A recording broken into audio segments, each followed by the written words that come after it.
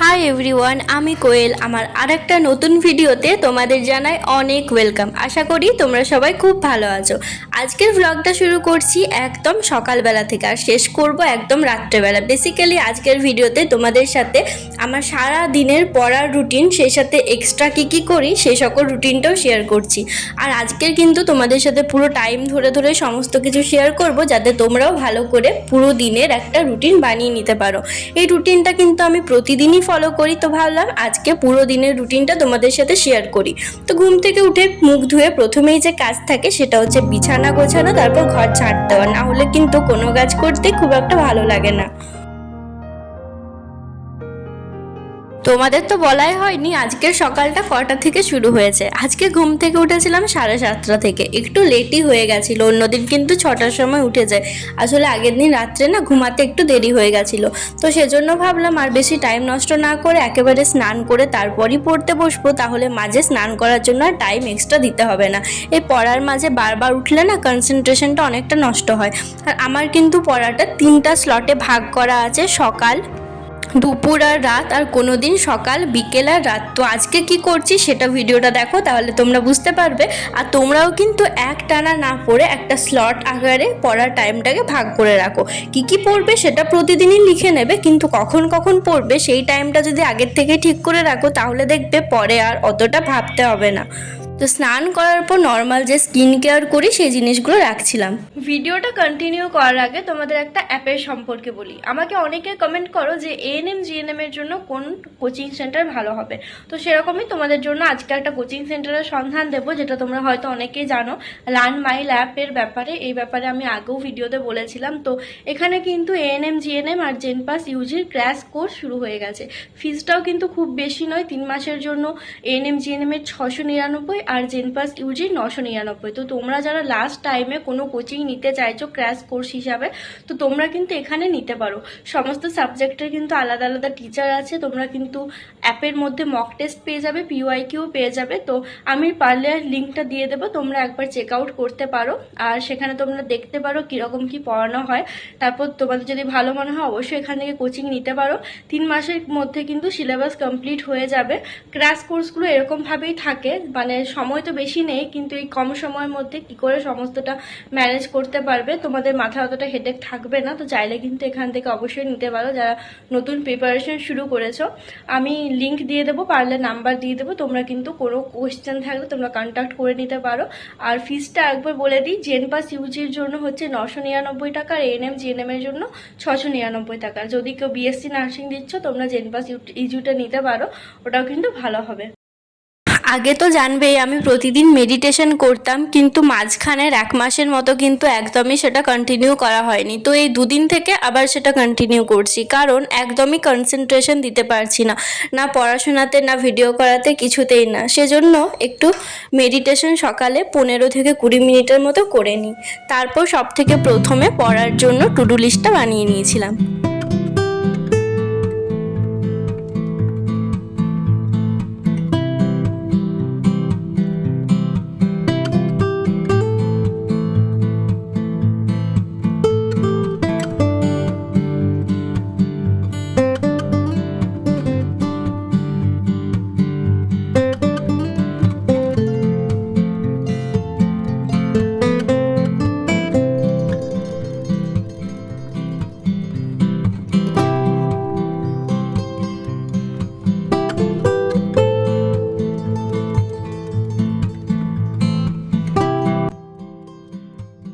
আজকে একটু বেশি পড়া ছিল, 6টা সাবজেক্ট রেখেছি। সাবজেক্ট বলতে 5টা ছিল, কিন্তু ইংরাজিতে যেহেতু 2টো পার্ট আছে, একটা ভোকাব আর একটা গ্রামার, তো সেই হিসাবে 6টা। সকালে প্রথমে করেছিলাম ভোকাবুলারিটা, OWS থেকে 50টা নতুন আর 50টা পুরনো। তো পুরনো করব সেটা কিন্তু টু ডু লিস্টে লিখিনি, নতুন যেটা করব সেটাই শুধুমাত্র লিখেছিলাম।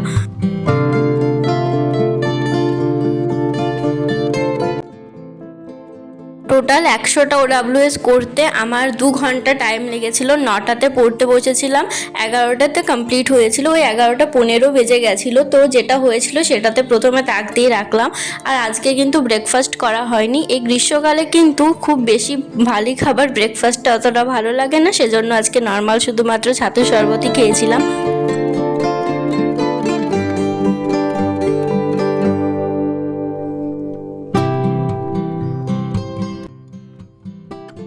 তারপর মাঝখানে একটু ব্রেক নিয়ে আবার 12টা থেকে কন্টিনিউ করেছিলাম। আর গ্রামারে আজকে করার ছিল সাবজেক্ট ভার্ব এগ্রিমেন্ট থেকে।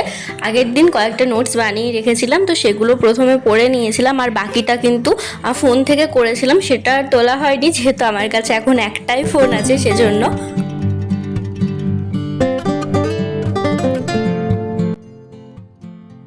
তারপর আজকে লাঞ্চ করেছিলাম 2টোর সময়, আর মাঝে একবারও উঠতে হয়নি, জাস্ট একটু রেস্ট নিয়েছিলাম। স্নান করে থাকলে না এটা একটা সুবিধা, মাঝে কিন্তু স্নান করার জন্য আর এক্সট্রা টাইমটা দিতে হয় না। তো তোমরাও কিন্তু পারলে যদি সকাল সকাল উঠো, পড়তে বসার আগে স্নানটা করে নিতে পারো, অনেকটা টাইম বাঁচে। আর লাঞ্চ করা কমপ্লিট, এরপর আর সেরকম কোনো কাজ নেই। কাজ আছে বলতে করছি না, সেটা হচ্ছে একটু পড়া এগিয়ে রাখলে ভালো হতো, রাতে বেশি জাগতে হতো না। কিন্তু এই গ্রীষ্মকালে দুপুরে জেগে পড়া আমার কাছে বিরাট একটা কঠিন কাজ হয়ে দাঁড়িয়েছে এই বছর। তো সেজন্য এখন ঘুমাবো, তারপর বাকি পড়াটা ঘুম থেকে উঠে কমপ্লিট করব। 2000 years later. সেই দুপুরে 2:30টার সময় ঘুমিয়েছি, আর ঘুম ভেঙেছে একেবারে 5:30টার সময়। আজকাল এত বেশি ঘুম পাই দুপুরে, কি আর বলবো। তো তারপর সমস্ত কাজকর্ম করে চুলতুর আসরে একেবারে চা খেয়েছিলাম। মাঝে একটু ছাদে হাঁটতে গেছিলাম, বাট তখন না আর একদমই ভিডিও করা হয়নি। আসলে আমার স্ট্যান্ডটা না আজকাল ঠিকমতো দাঁড়াচ্ছে না, কিছু সাপোর্ট না দিলে, সেজন্য আজকাল সেই মতোভাবে ভিডিওগুলো করতে পারছি না। তো তারপর 6:30টার দিকে খাওয়া দাওয়ার পর একেবারে 7টা থেকে পড়তে বসেছিলাম। আর আজকে সেরকম কিছু খাইনি, ওই ছোলা সিদ্ধ বুট সিদ্ধর সাথে একটু পেঁয়াজ কুচি শশা কুচি, সেই সাথে কিছু মশলাপাতি ছিল যাবতীয়, সেসব কিছু অ্যাড করে একটু চাট টাইপের বলতে পারো। তো এটাই আজকে শুধুমাত্র খেয়েছিলাম, আর লাস্টে একটু লেবু অ্যাড করেছিলাম। এটা দিয়েই কিন্তু টেস্টটা অনেক ভালো লাগছিল। আর এটার সাথে আলু সিদ্ধ নিয়ে অনেকে খায়, বাট আমার না আলু সিদ্ধটা অতটা ভালো লাগে না। তো তারপর 7টা থেকে পড়তে বসেছিলাম। এখন আমার স্ট্যাটিক জিকে করার ছিল, স্ট্যাটিক জিকে থেকে জাস্ট নোটস বলে লিখে রেখেছিলাম। তো আজকে ভারতের কিছু ব্যক্তিত্ব সেটা পড়ার ছিল। এটা অনেকটাই বেশি কনফিউজিং ছিল, একবার পড়ে কিন্তু পুরোটা উদ্ধার করতে পারিনি, আরও 3-4বার পড়ার পর ভালো করে মনে থাকবে। তো এই মাত্র 3টা পেজ পড়েছিলাম, ওই 1 ঘন্টা 30 মিনিটের মতো লেগেছিল। আর একটু বেশি পড়লে হয়তো হয়ে যেত, কিন্তু একটা জিনিসকে এতক্ষণ ধরে পড়তেও একটু বোরিংই লাগছিল। তো এটা কমপ্লিট করার পর দেখছিলাম আমার টু ডু লিস্টে আর কি কি বাকি আছে। আর আমি না সকালবেলায় যেগুলো কমপ্লিট করেছিলাম সেগুলো আমার দাগ দেওয়া হয়নি। আসলে মাঝে মধ্যে না ভুলেই যায় একেবারে কোনটা কি করার আছে, একদম মাথাতেই থাকে না। তো দেখছি আমার ইংরেজিতে যেটা করেছিলাম সেটা তো দাগ দেওয়া নেই। এরপর আমার বাকি ছিল জিওগ্রাফি আর রিজনিং, এটা করলেই আজকের টার্গেট কমপ্লিট। হাই, এখন বাজে 1:45, আর এখন পড়া কমপ্লিট করলাম। মাঝে কিচ্ছু আমি ভ্লগ তুলতে পারিনি, কারণ ফোনে একদমই চার্জ ছিল না। তো সেই জন্য ফোনটা চার্জে বসিয়েছিলাম। আর আজকে আমার ভিডিওটা এডিট করার আছে, কারণ কালকে পোস্ট করতে হবে, সেজন্যই চার্জে দিয়েছিলাম ফোনটা।